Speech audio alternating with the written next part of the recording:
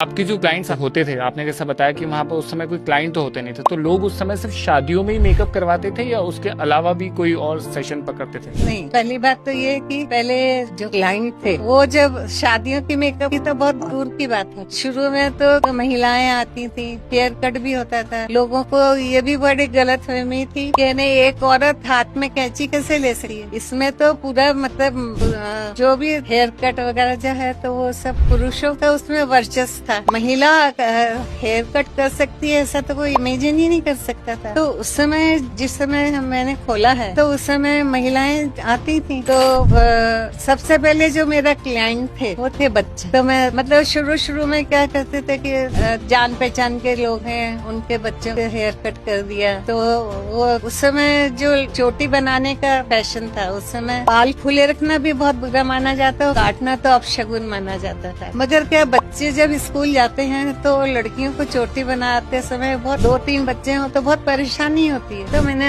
1-2 बच्चों का hair cut किया है ना। अब उनको देख के और लोगों ने भी सोचा हेयर कट बच्चों का हो जाए तो कितनी अच्छी बात है, कितनी परेशानी से हम निकल जाएंगे। जब बछड़ा आएगा तो उसके पीछे गाय तो आएगी, तो वो उसके पीछे महिलाएं बच्चों को लेके आती, तो मेरा कम्युनिकेशन होता है उनसे। और उसके बाद क्योंकि मेरे हस्बैंड थे वो प्रोफेसर थे तो हमारा सर्कल भी जरा पढ़ा लिखा ही था। तो महिलाएं भी आती थी, फिर पूछती थी क्या करना है क्या करना है। मतलब जो उनकी महिलाएं थोड़ी एडवांस होती थी या बॉम्बे वगैरह से जो लोग आए होते उनको थोड़ा बहुत मालूम होता, तो वो आके डिस्कस करती थी। तो कभी कभी मैं उन लोगों की मीटिंग ले लिया करती थी, उन सबको बताती थी। उसके बाद जो महिलाएं आती थी बच्चों को लेके उनको भी समझाती थी। और महिलाओं की समस्याएं भी होती हैं हेयर की और स्किन की, तो उनके ट्रीटमेंट भी बताती थी। डैंड्रफ हो गया, स्किन में पिंपल्स हो गए तो उनका ट्रीटमेंट करने से। तो और सबसे बड़ा एडवर्टाइज तो बच्चे थे, एक बच्चे से सब लोग